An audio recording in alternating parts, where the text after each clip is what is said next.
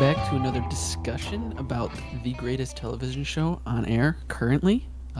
You guessed it, Better Call Saul. How'd you I couldn't know? think of one off the top of my head to throw in as a curveball. Yeah, So, some other show that's just yeah, trash didn't want to be right now. disrespectful. But yeah, welcome back. This is episode 12, Waterworks, 12. directed and solely written by Vince Gilligan.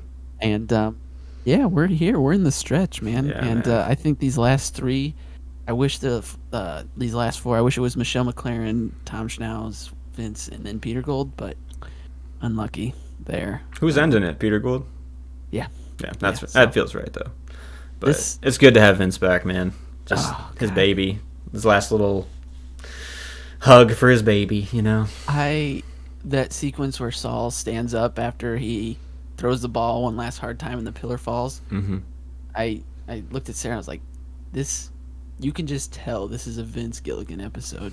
It's just, I don't know, something about it, the atmosphere, the his shots that he always, I don't know. Yeah. It just, I feel like I'm watching a Vince Gilligan episode. And I always, when Michelle McLaren, Tom Schnauz, Vince, not so much Peter, just because he hasn't, I don't know, he hasn't been in it as much as these guys.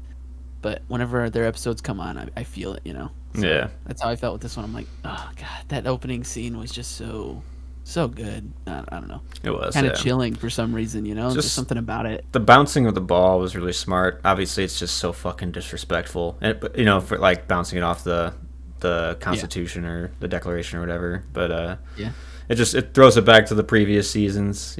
Just kind of brings you back to old Jimmy a little bit. But then it just displays how this character thinks about the world and his profession. Yeah. And then the pillar fall and yeah, it's just he's a phony. yeah. Puts it up and it's like not straight. It's Yeah. like kind of askew. I mean, these are all just really smart, subtle. I mean, I guess not subtle, but like really smart, like images to show with like no dialogue's needed. Then, if you can just give meaning in your image, and it just lets the audience discover it. Yeah. I don't know, but yeah, great Awesome. opening. Yeah, and it just shows like Saul's, like everybody at the beginning of the show wanted to see sleazy Saul, and we're getting it, man, because he's just every scene we see him now is worse and worse. So I just feel like this one in particular. I don't want to jump ahead yet, but it just, you can tell Vince, this is his baby, and like he has a grasp on these characters and their mannerisms, what they are, I guess. And I Yeah. feel like same with Peter Gold when he's directing episodes on Better Call Saul, since this is his baby. I mean, he created Saul, so I feel like with him directing these episodes, I do enjoy him as well. But it's just, I don't know. You can see the love being poured in this episode. At least I could. It felt like I feel that. it was Yeah, his last like kiss goodbye. yeah. So I thought it was a really. I mean, if we want to move forward, I thought it was a really like all these episodes in the last run. They're all very unique, but this one felt super unique. Just like with Kim, after that opening scene, we just brought right into Kim's new life, and it's oh my god, it's like a totally different person than what we know. So it's just like the things we're seeing and the environments we're in are just so foreign that it's like totally weird and different. I don't know. Yeah. such a jarring thing too. Is like the only flavor in Kim's life is that nasty Miracle Whip. Yeah. The only thing she like says like with like joy or with like any type of like care is that she like made her sandwich with Miracle Whip instead of mayonnaise. Like that's like the only line where she says something that she's like invested in. It felt like Right, or confident about it. Yeah. It's like the rest. She's just like, well, what do you think? yeah, what do you you know, why and- don't you decide? Yeah. She can't even like she her- can't decide on the Miracle Whip. She can't decide Yeah. on vanilla or strawberry. Like she's just like a husk. Like she's not even there almost, it's crazy. It's she involved like similar to Saul, I guess. She's become this other. She's still Kim Wexler, but Shell. she's taken on this whole different personality. I mean, Yeah. she's doing a full white puzzle. Who fucking makes a full white puzzle? Yeah. I don't know. And her cardboard cutout of a boyfriend who Yeah. says "yep" Yep. every time he thrusts during Yep. sex. Yeah. Damn. Yeah, dude. I mean, it's a great. I mean, it's just showing like how dead inside she is in this life, Yeah. or like how at the end of this show her character is basically just as dead as like being dead, because Yeah. her life is just so sad. And I mean, it's like a normal life too, which is weird, but like it's just She just so definitely depressing for suffering, her. you know. Mm-hmm. I mean, her outfit, what she wears, where she works, and not that that's not a thrilling job, but it's not thrilling. I mean, it can be. Yeah. Maybe some people might enjoy that, but I just, the way I like when I work, I stare at an Excel screen quite often, and Yeah. it's very excruciating. I bet. Yeah. So Yeah, it felt very cold. Like she was like hiding in like public places. It felt like this episode, Yeah. which like, or like she was like blending in. Like people like this probably have trauma, and they're just like everywhere. You know, or like not this specific type of trauma with the cartel and shit, but like yeah, there's like people just like completely shut down, like living in society, and she's like mouthing along to happy birthday, but she's there. It's like she can't really say she's not there, but we know, Yeah. you know. and we get that, the other side of the coin where we saw Saul last episode freaking out on the phone, and of course we're thinking, oh, who's he talking What's to? this Did he combo? get Yeah. someone giving him the runaround, or is he talking to Kim? And turns out, really, he's just talking to himself, because Yeah. Kim really doesn't say much. Right. He's just pissed off about it. Yeah. It's That's like true. she wants him to come and be like, oh God, you're alive. Thanks for calling. And it's not at all what she's reacts, and he doesn't like No. it. He's been Saul Goodman for so long, he kind of forgets like what actually happened. Mm-hmm. So Yeah, he put a it's just- lot of stuff onto her in that conversation. Yeah. And then when she wasn't answering, he just like kept doubling down on the sleaziness, Yep. like, and just kept trying to push and like, yep, solid up. And Yeah. yeah, no, I mean, obviously Ray Seahorn has killed this entire show, but this is the episode to send in for nominations, obviously. Definitely, this is her best, I think, that she's been, and she's great. Hmm. And this is top Killed notch. it. Yeah, but that phone call, it's like just all has to be all on her face because she can't say anything. Her character won't engage, and then the one like she says a couple lines, but like tells him to turn himself in, and that's definitely not what he wants to hear. Like he's picturing like a sunset somewhere with her, Right. like, And this brings you back to when Howard, offers him.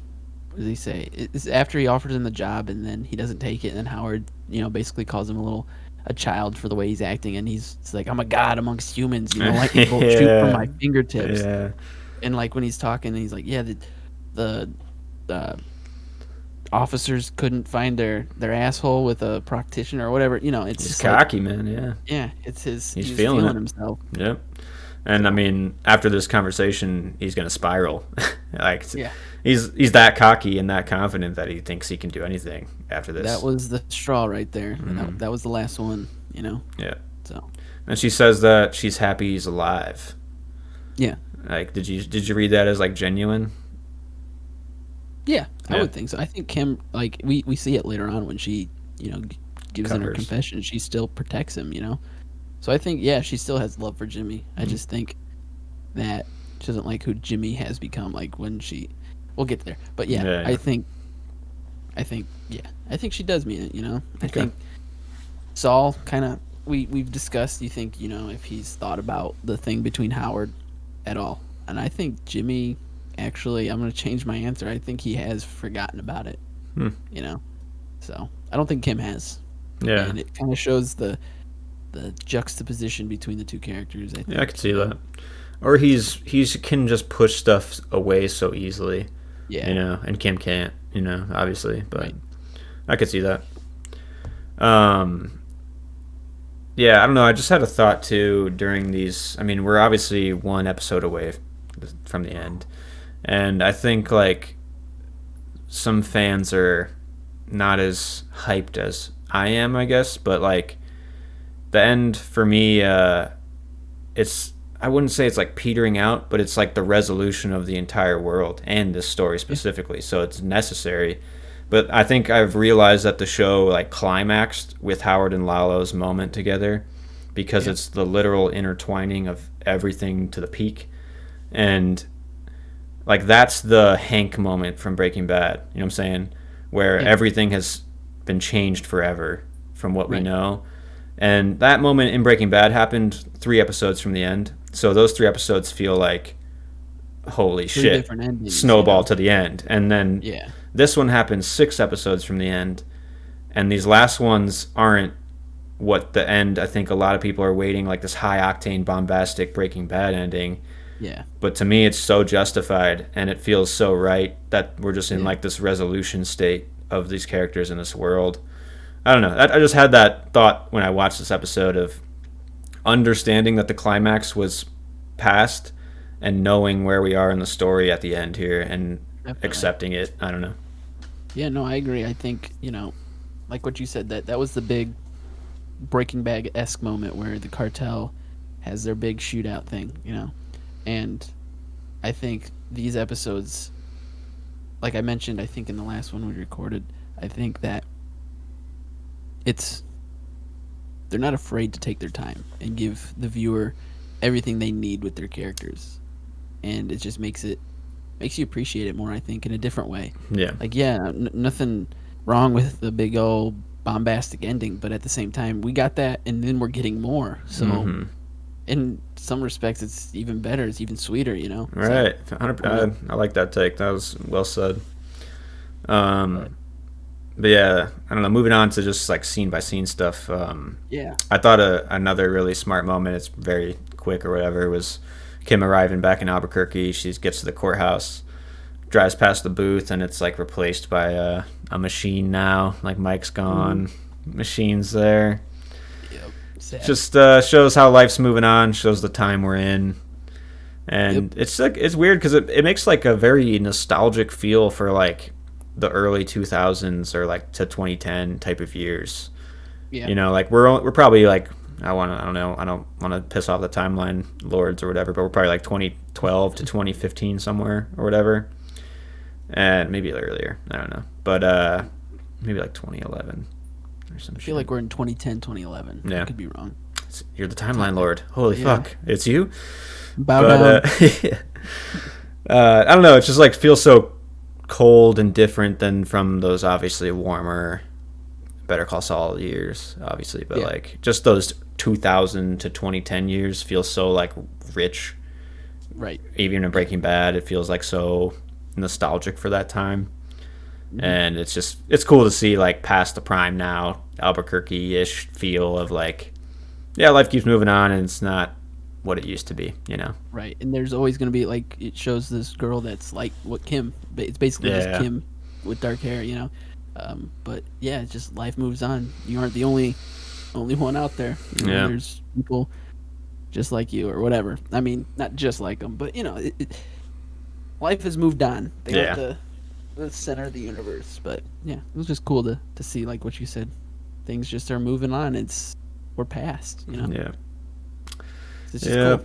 And then you're like wondering like why is she at the courthouse? Like what's the plan now for her? Like, but I think it led to one of the best scenes of the episode, and also just towards the end here, I was like worried that we wouldn't get some of these resolutions that I wanted, because once Howard died, my brain, like, I swear, man, like that was so raw and so like real that I was like, bro, I need to know if his wife's gonna be okay. I need to know like who's gonna know what, like will they ever find his body? That's still on my mind, and I really hope that in this final episode they do find his body somehow. I don't know if they will. Maybe. And it's fine if they don't, but like the scene where Kim goes to visit Cheryl, I thought was really smart and added a lot. Yeah, it's a testament to the writers. Like they introduced Carol so late in the game. We've seen Howard with a ring on, and I mean towards the end of the first part of this season, we finally get to meet her. She's kind of a stick in the mud. Cold. But, yeah, but we're like, okay, why the hell did they have to add this? This is why.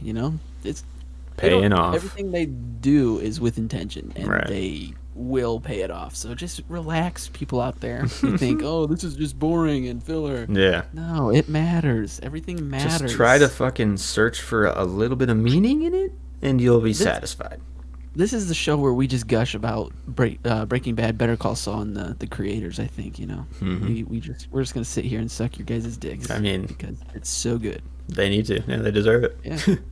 So, as far as like a nod to Vince Gilligan, I thought just the way he shot the words on the paper was really dynamic. Like, just you as the audience reading along with what happened, Howard's murder and stuff like that. And it was just shot like just matter of factly, like you're scanning. That was a nice touch, and it felt almost as impactful as watching it. Like the shock of like reading the words was very impactful, I thought, which was cool. Definitely. Yeah. Definitely. And like I was bringing it back to the point of like in this scene, it's nice to see like the legal gaps and ramifications of our Better Call Saul Breaking Bad universe like filled in like for these gaps. Like I don't know, it's just nice that the end of Better Call Saul, like paperwork is really important in it, because it's about lawyers, it's about the paperwork, it's about the logistics, and it's about like the legal ramifications of everything. And at the end of Breaking Bad, we get the hero moment with Walt, like hand on the fucking thing, like blood coming down. It's like fucking beautiful, great end. But we don't get anything past that. We do now with El Camino and stuff, obviously, but it just is like filling in all the little gaps that the world needed, and it felt totally justified to this show to end with like I said, paperwork. I don't know. It's just very smart to me. Yeah, no, I agree, and I think that it was funny. I was watching it and I was reading the names, and I'm like, wow, she just ratted out all my boys. Mike, fucking Lalo. Why'd you have to bring Mike's image down? Jesus, leave the guy out of it. But they're dead. It don't matter. It's nice, like for me, like when I'm saying like it fills in the gaps and all this stuff, is like I can picture now. What's his daughter's name? Not Kaylee, the granddaughter. Yeah, Kaylee. What's the daughter-in-law's name? Oh, she's gonna read this affidavit or whatever, and then like understand more about what Mike was doing, and you know what I'm saying, like, so it's like this is where it lets your brain ease, for me at least, as an audience member, is like all these little things that are like, man, is that guy ever gonna know, or is all this shit, it's like it's adding to that for me. But definitely. Yeah.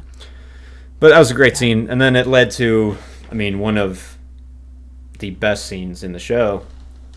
I mean, one of the best Kim scenes, obviously. Waterworks, man. Yeah, a double meaning. But the bus scene, my God, what a beautiful scene, dude. Like, she really acted the hell out of that. I mean, that was some of the most convincing crying. It's like, I don't know.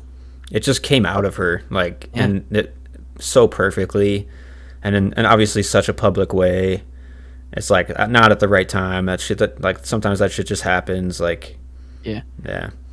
It was it didn't feel like a pretty cry. It was definitely an ugly cry, and it just it was perfect. Well done. And I mean, a perfect shot too, because like you see like the slightly out of focus faces in the background, just like looking a couple times, and like so you see the stakes of what is happening with her, and then just like what a perfect touch, like literally to have like the hand reach out and just like touch her at the end of it. I don't know, it's like so kind of like dark, and like they don't understand what she's really going through, but they're gonna try type of thing. But it's also just so like reassuring for us as the audience, and it felt like a writer's hand like coming out to Kim and just like telling her she's okay, like like you did it. It was just beautiful, man. Like that's art. Great. This whole show's art, man. It is, man, and we're at the we gotta just say it, man, because we're almost done, man, and the show is fantastic. I don't know. It is. It's in my top 3, so that's for sure, and that's even before it ends. So right. It's been in my top 3 since season fucking. Same here. I was like, this show is peak 4. Tops, and it has. Like, I don't say that till shit ends usually, but yeah, I agree for sure.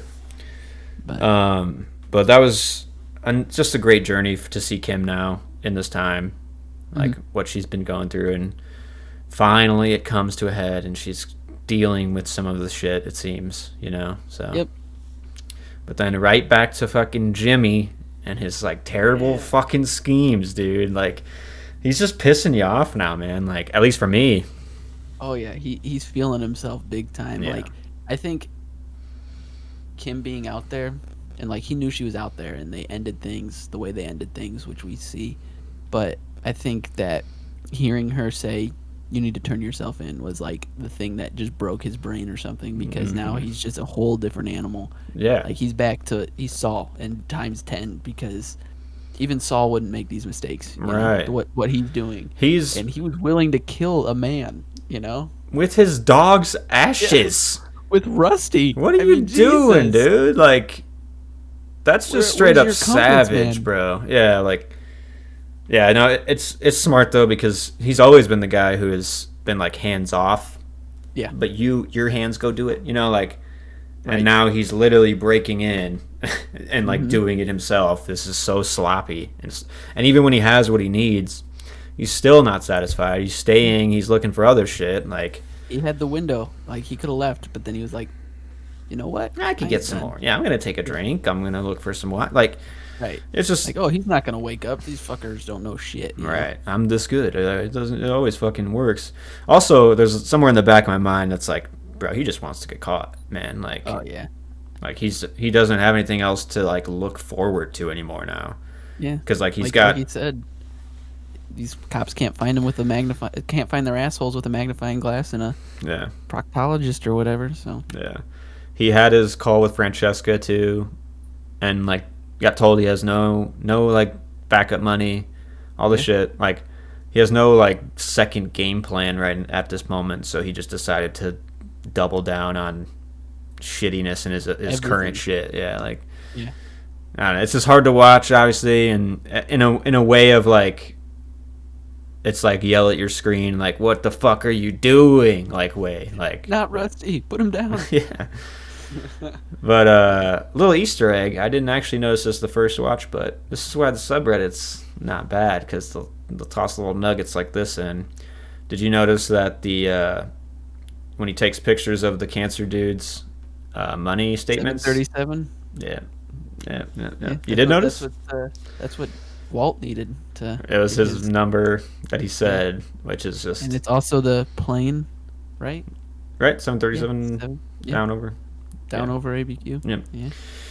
But that was just a nice little nod. It's like cancer patients coming together. Yeah. He has the literal amount that Walt needed. It's just crazy. Yeah. Nice little These writers, man. Thank you. Yeah, that was good. But yeah, this whole time you're just like, God damn it, get the fuck out, dude. Like, what are you doing? And then it cuts to like Jeff in the car, and then the cops show up, and then the cut to inside the cop car was just fucking great. Like, I mean, this show is great. It's just, it can go so low, and then it makes you laugh almost at least at once an episode, if not more. Right. And everybody, like, driving down the highway, there's a cop pulled over somebody else, right? Everybody slams on their brakes. It's like, you narcissist, you think he's going to stop pulling that fucker over to come pull you over just because you're going a little fast? No, just drive. The guy's busy. So that pisses me off. But also, it just shows, like, yeah, everybody thinks that way. These pies just rolled up to park to eat. Immediately. Yeah, like the tension built with Jeff's, like, on his face, and he's like, oh, he's like ready to fucking, he's got to go. And then the cut to inside the car, and he's like, they're talking about like fish tacos or some shit. Yeah. Like, he's bitching about the tacos. That scene was like straight out of like some Coen Brothers shit. It felt like, where it's like he just rips out of there, fucking right into a car. I laughed out loud so hard. They're like, what the hell was that? Put the fish taco away. And it's like a look of like, do we really got to go do this right now? Like, god damn it! Like, but here we go. Like, man, the siren. Holy shit! Like, that was just fucking perfect, man. Perfect comedy. And definitely, it makes sense too. Like you can be that paranoid about cops, and especially when you're doing shit like this. Like, yeah, especially when you're breaking the law. Yeah. Right.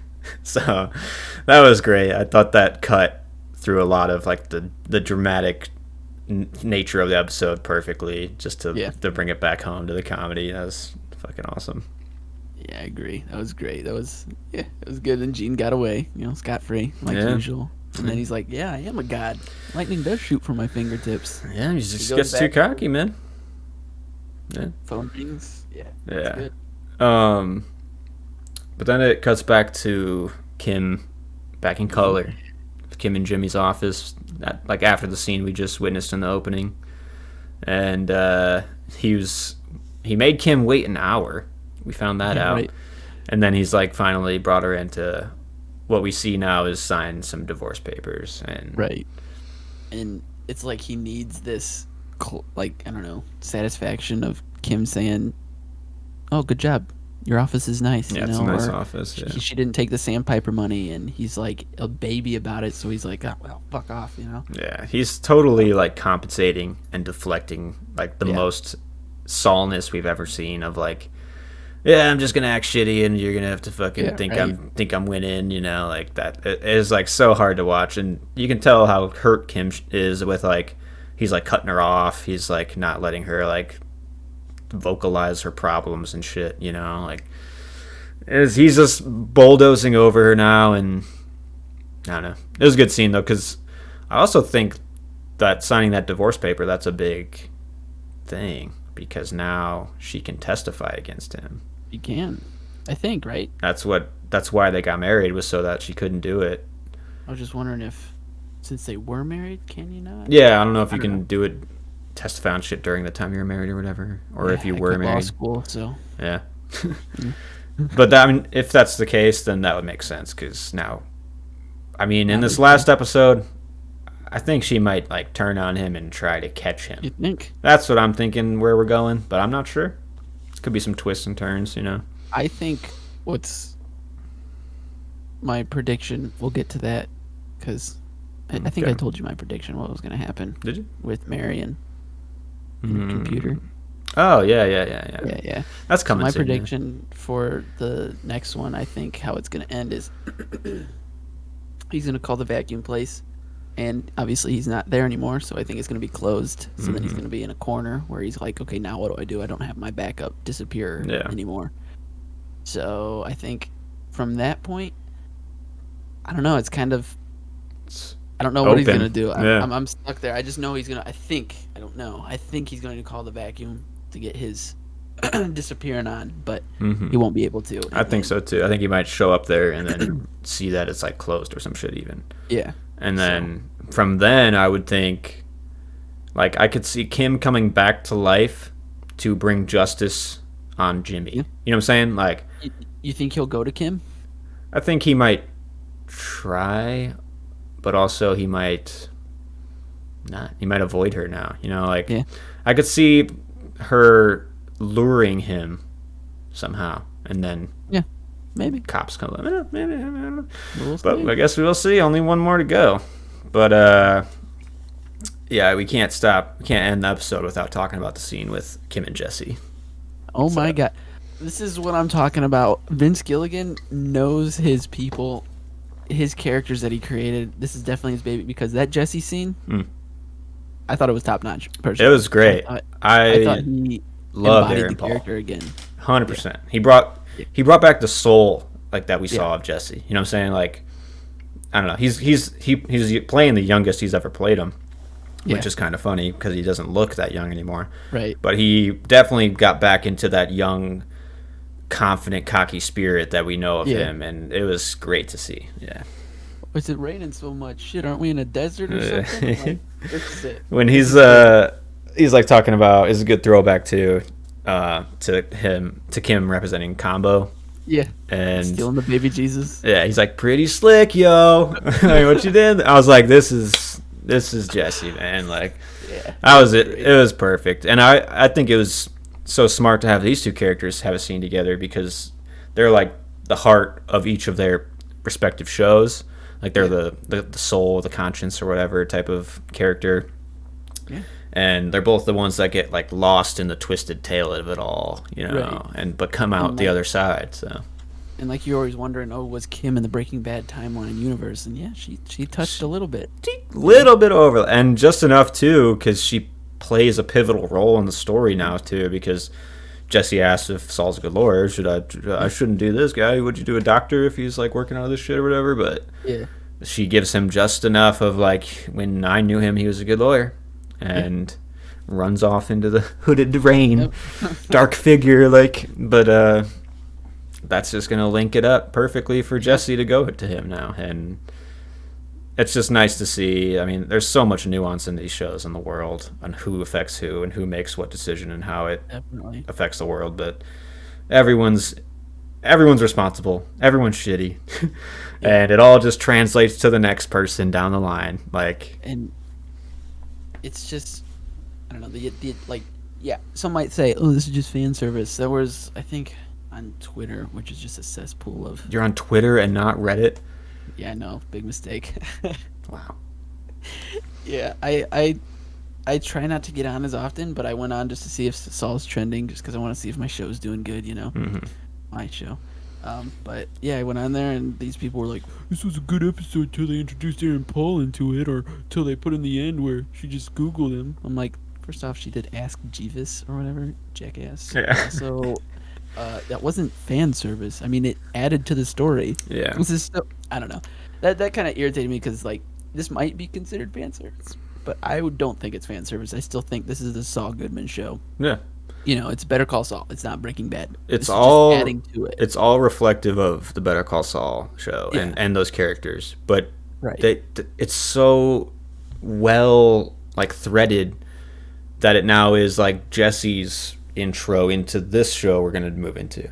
So it is like it's almost like a handoff, but a perfect homage handoff. Like, I don't know. It and for like fan service moments like that, you really do got to thread that needle, I'd say, to not be like cringe or not be too like what a fan would write or whatever, obviously. But like when I said is like the meaning of these two characters meeting is inherent in a writer's room, or in a writer's mind.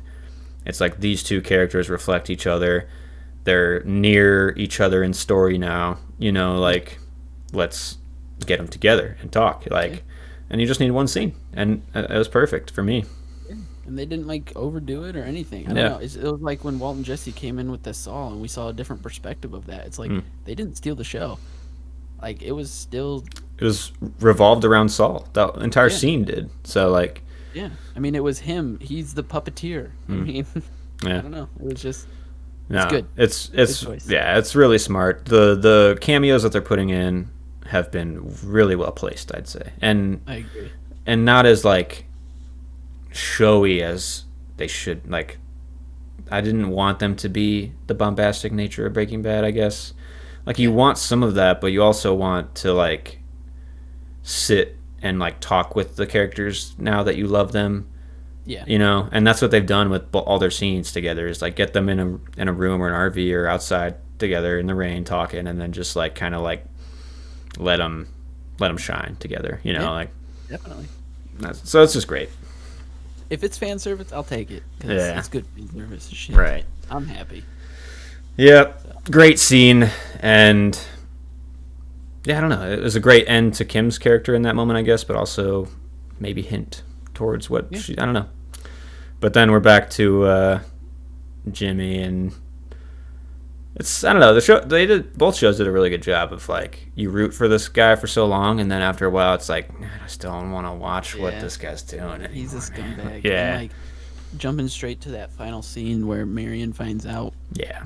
And like I predicted, where she was gonna just, you know. Yeah. This isn't really a huge prediction, but you know, she saw this doing some stuff, and he gave her the computer, or he set up the computer for her. Yeah. And it's so cool that they gave this computer to her 3 episodes ago, and you know, now it's paying off. Yeah. It's another one of those things, not just for cat videos. Yeah. But yeah, and like, he grabs the hard line, and he's wrapping it around his fingers. I'm like, holy shit, is Jimmy gonna fucking kill somebody? The second time that he's thought about killing somebody. Yeah, he's going too far, man. Too far down it. Once like he's threatening Marion, you're just like, bro, like, oh god, man, what are you doing, man? Like, I don't know. He still hasn't crossed the line yet, like Walter did. No. Episode 2 of Breaking Bad. Yeah. Or is it the end of 1? Actually, I think is when he kills him. Crazy 8. Does he? It might be. Yeah, he like closes the door on him or whatever. Yeah, I think that's. Oh no, it is episode 2. Sorry, Is it? It's been a minute. Yeah, because after I think episode 1 ends with he's like got a gun, pantsless in the desert, but I thought he just killed some people, but maybe he didn't. Maybe they just he thought he was knocked gonna him get out, caught. killed Emilio, but Crazy Eight's locked in the basement and Right. chokes him out. So Yeah, he and doesn't fall off the deep end as fast as Walt. But there's still time. yeah, in this moment, it's like, man, I here's like, you're just gonna tie her up, just tie her up. Like, Yeah. he's not gonna tie her up. He's like, I was on the fence, like he could have went either way. I'm sure the writers talked about going different ways, and eventually they left him with not doing it, which is good. But My initial damn. thought was, he's just gonna tie her up, and then he started wrapping around his hands. I'm like, no, he's gonna choke this bitch. Yeah. And luckily, he didn't do either. But Yeah. it's gonna be a wild ending. I thought it was great too. Just, I think we kind of theorized a little bit, but just getting the comeuppance from Marion to me was like great and like really cathartic. Because these last few episodes, I didn't really picture her Googling him or really playing that great of a role in his capture, and it's like me underestimating her as like an audience member or whatever, and that's what Jimmy's doing too. He totally underestimated her, but it's just nice, like harkens back to what he was doing with the elderly people back in the day. He took advantage of them for so long, and finally his downfall is root cause of someone in that age group. And it's just, I don't know, it's just a very poetic ending for him. Yes. It's fucking hilarious that Ask Jeeves ended it, and Life Alert. Like, it's just some of the most, like, I don't know, down the middle ways of getting caught, and he just, I don't know, it's so sloppy what he's doing, and he deserves it all. So it's finally coming to a head. It's great show. Yep. Great episode. 10 out of 10 as usual with these fuckers. Yep. Yeah. One last talk about one of my favorite shots. It's throwback to the pilot. He's looking at the laptop, and the image on the video is color right below his eyes, like teardrops. Just haunting. Shows exactly where he's at in this time, and it was perfect, beautiful. It was just also in that moment where he can't. His words get him out of a lot of things, but like he says the stupidest thing. You think that's me? Yeah, him, he like tries a little bit, but you're stuck, bro. There's no out of this. She's not buying it. Yep. So, yeah, it's great. Yeah, man, another great one. One more to go. One more talk. Have a nice chat about it. Nice long chat. Yep, it's gonna be good. Yeah. Should do something fun like compile our favorite episodes or something. Yeah. If you could do something. Yeah, maybe. It might be a stretch for me. Back. There's just so many too. Like, I know it'd be hard to, because this whole story is perfectly paced progression. Both of them are, but like, it's so like each one is like building off the last perfectly. So it's like hard to choose one definitive. It's kind of an always to be continued. So it's like one giant episode. Right. Well, we could talk. We can do some greatest hits or something, maybe. Yeah, I think we should. Yeah, it's only right. Sounds good. Yeah, let's talk it all over and talk like get into some characters and stuff, maybe, or some world stuff too. So yeah, maybe some of our favorite things, favorite characters, favorite scenes. I don't know. I don't know. Things that sounds good to me. Yeah. Hope you guys are watching Better Call Saul first off, but also hope you guys are listening and enjoying the talks. We'll have to find another show or another something to talk about after this, I guess. But hopefully we can. Hopefully, not up to this caliber for sure, but there's still some good stuff. So maybe we'll find something else. Definitely. All right, but stay gold, guys. Talk to you later. Stay gold.